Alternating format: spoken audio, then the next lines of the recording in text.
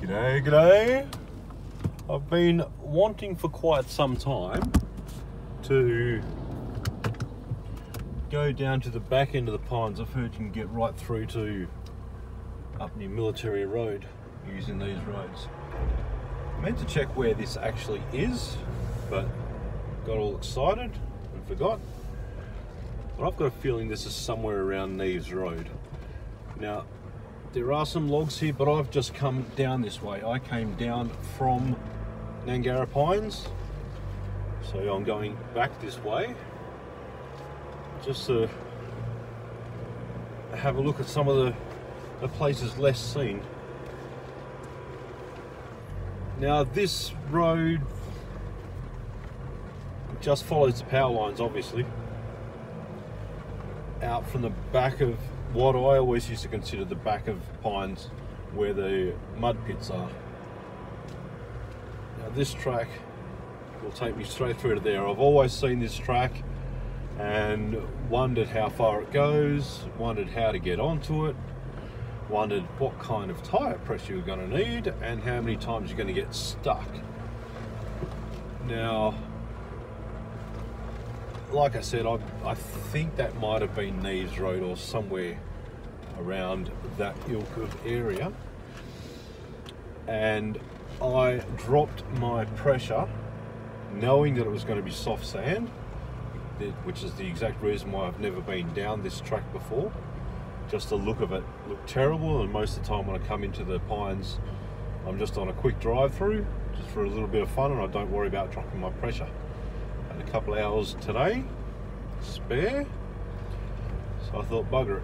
I've dropped down to 16 pound, which is on the lower side. I usually would sit on about 16 to 18, I suppose, but if I know I'm going to be doing a lot of beach sand, which is kind of what this stuff is, sand dune stuff, I will usually go to 16 to 14. Now, I started at 16 just to give myself somewhere to go, and I have been absolutely amazed at what Queenie is able to do.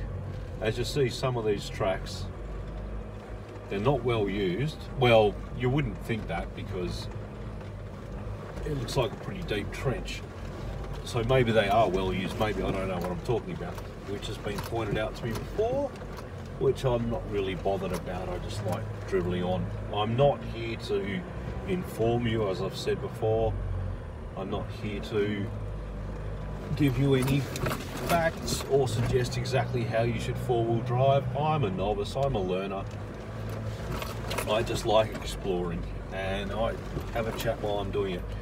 Now, Queenie has surprised me amazingly on these tracks.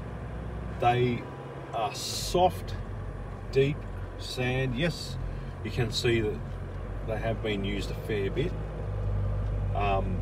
Doesn't really make them any more solid, and you'll see quite a few spaces, quite a few places I should say, where it looks like people have been buried. Like where you've got this cross motion like that,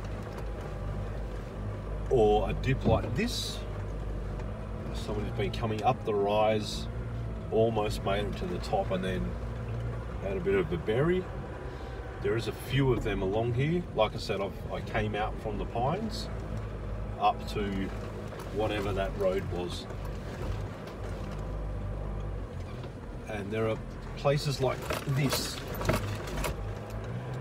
where I believe they're cut out like that because somebody's buried themselves in it. Now, I would assume that that's people just coming straight off the road and going for a drive down with their normal road pressures. I actually came down off this one, which is Payne Road, P-A-Y-N-E Road. And I didn't do this bit, but I reckon they meet up. Well, I'm sure they meet up because I came off the power lines. So I'm going to take this track, which I haven't taken yet, hence the no tracks on it. And yeah, so this is a first for me, first for Queenie, first for you. I'm sure somebody's been down here. There are obviously it's a road, obviously it's a track, obviously it's been used a lot because there is deep trenches either side of it. But I don't think it's been used for a while, and you can see like bits like that. Somebody's got themselves buried in bits like that, I reckon. That's my opinion. I'm not saying for fact, not a detective. I just reckon people have been buried in this, and I am stoked that, well, firstly it shows you what tyre pressures actually do, how much difference they actually make, and how well Queenie, the Nissan Pathfinder, takes all this. This is deep, and these tracks are quite overgrown as well, as you can hear the scrapage on the side of the car, or the bumps on the mirrors every now and again. And it's soft sand, but Queenie is taking it in her stride, just eating it up. There have been lots and lots of animal tracks on these roads, I assume because they're not very well used, that the tracks might stay there longer. I don't know if you just saw them. Here's the other one. Payne Road and whatever this one is meet up there.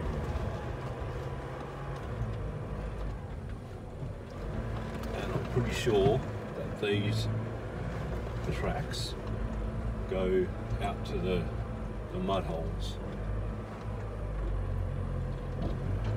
But you can see this is soft sand. And the tree's grown over that far. It hasn't been used for a while. Probably gets used every weekend. I'm probably speaking crap. Animal tracks. Those are roos. But yeah, it's not the main tracks. But Queenie is absolutely loving it. I mean, she works like a farm ute and performs like a lovely car. Oh, I'm not sure if I've mentioned this earlier. I know I haven't, because I haven't posted for a while. I received a diesel throttle controller, ECV, I think it's called, EVC it is. The old iDrives, if you're familiar with them. I wasn't aware of how much difference it would make. Obviously people who put them in say, yeah, you can tell that it's there. I installed it myself. I'm not mechanically minded at all. It was merely a plug that goes between the accelerator and the computer system, fly-by-wire kind of thing. And the difference it makes is phenomenal. I can put it on any setting I want. I've got it just in the factory settings now. You can put it back to the factory settings should you want to. And I like doing that, just see what Queenie can do without help. If I think she needs help, I'll give it to her later. Right. This might be where I deviated from the path earlier, because I passed that pile of rubbish in there and it was on my right side when I came by it. So this is again a new path. I should probably get onto the one that I've been on already, which is probably just a match up anyway. Anyway, I should say.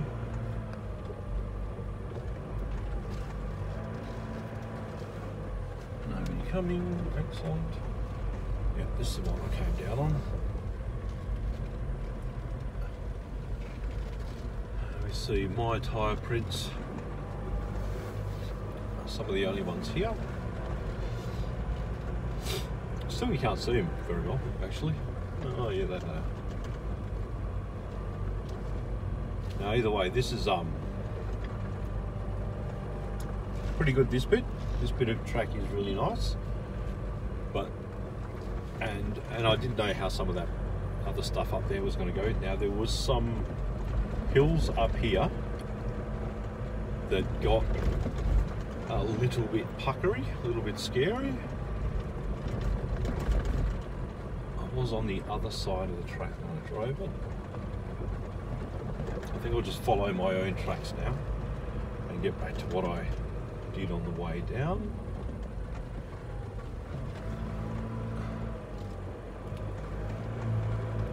Yeah, this track gets used obviously enough because there's a lump of wood fallen there and the whole track's gone around it, rather than someone getting out and moving it where it is such a little thing. So yeah, obviously a lot of people do use this track, but I never did because of how soft it looks from the other end. And like I said, most times I'm just on a quick drive through and didn't want to bury myself. But today had a few hours to spare and decided, yep, I'm going to go explore where they are. Got the Max trucks in the back. Did I swap here? Follow your own tracks. Yes, I swapped here. There are tracks going down either side of this smaller version of the power lines.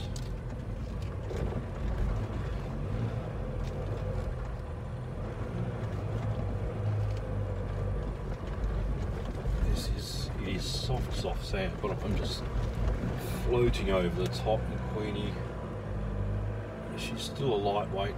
Still, as far as I know, I haven't looked at the book myself, but I've heard someone else say it's around 2.3 tonne.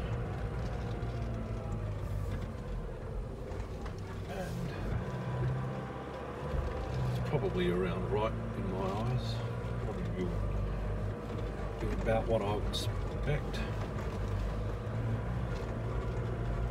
And yeah, she just works so well. You're going to see some of this track, that's why I wanted to come on down the same one that I came up the first time. There are some bits of this track that get really, really messy, and they were on little gradients, and I assumed that I would get partially up them and have to back out, which would be easy to do.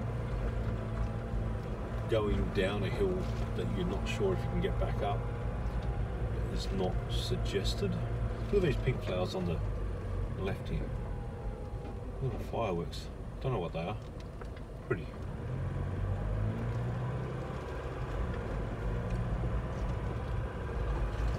Yeah.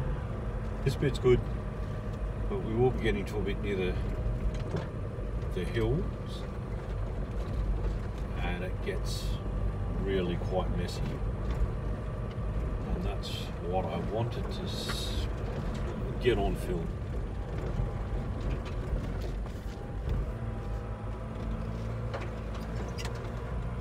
So many other paths that crisscross this as well.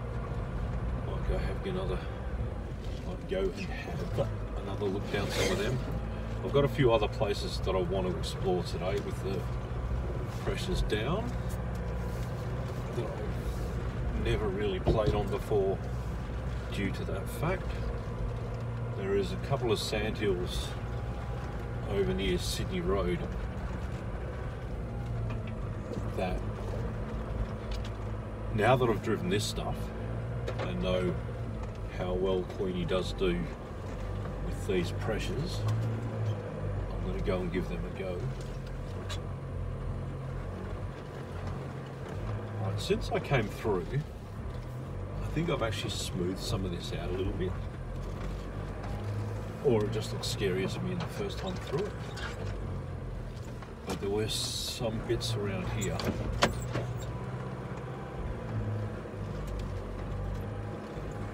they weren't terrible, but you could see somebody had buried themselves in it before. If someone can do it, anybody can do it. Like bits like this that are just so cut up. I assume a lot of that would be wrong pressures, just throwing the sand around. Right, as you can see, these hills and rickets here, rockies, whatever you want to call them, I looked at it when I was coming up and went, oh yeah, right, I'm going to get stuck in that. And Queenie's just floating through it. She's an absolute beast.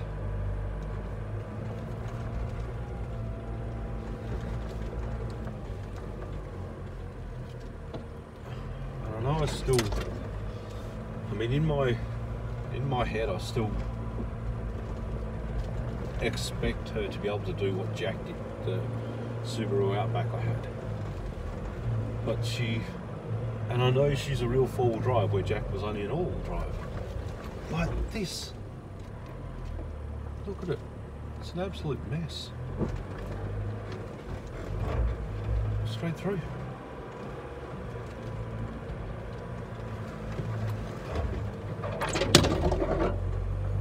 I know I do that to her a bit. She is white, so it doesn't really show up too much. And I've got some pretty good polishes at home to fix her up with. But yeah, she just surprises me over and over again at how well she just motors through it. I mean, not even having to use a ton of momentum to get through. I could stop and still move off on this stuff. Love this car. I love this car. And there's still so much to play around with her.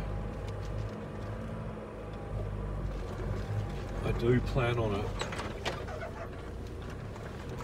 a trip to Cape York soon.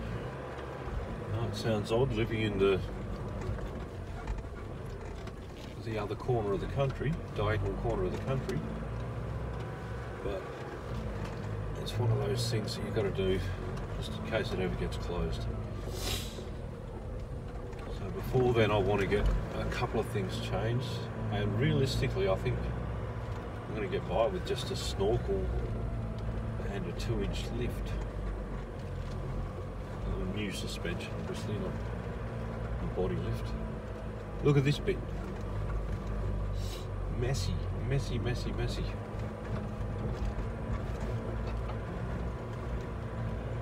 She just floats through it.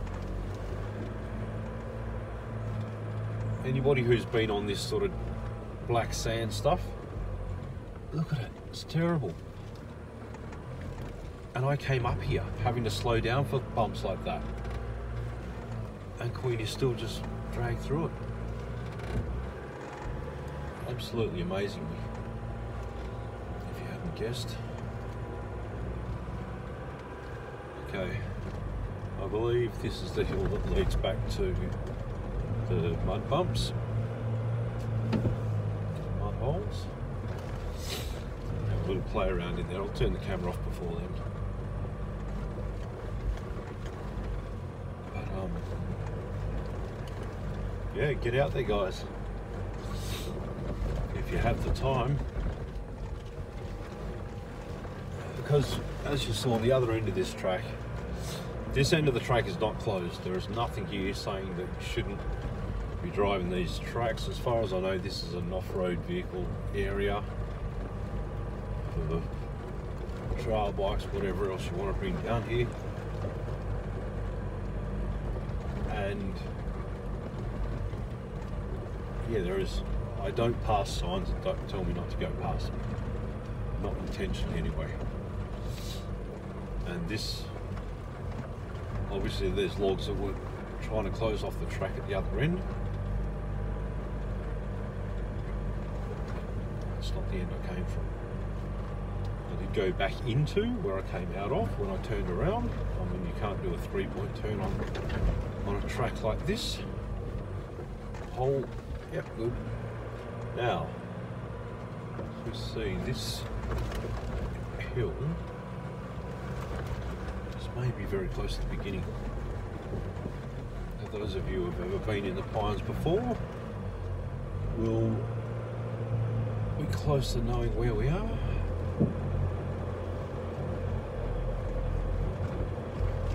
You can hear us starting to labour a bit now because it is soft. But those of you who have been out here will know that this is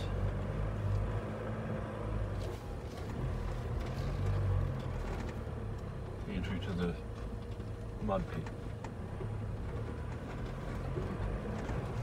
And if I ever post it, that's also a place where I got bogged, stuck in a mud hole. Alright, that's that. Part 1 done. I may be coming back to show you some hill runs in a minute. Thank you for watching.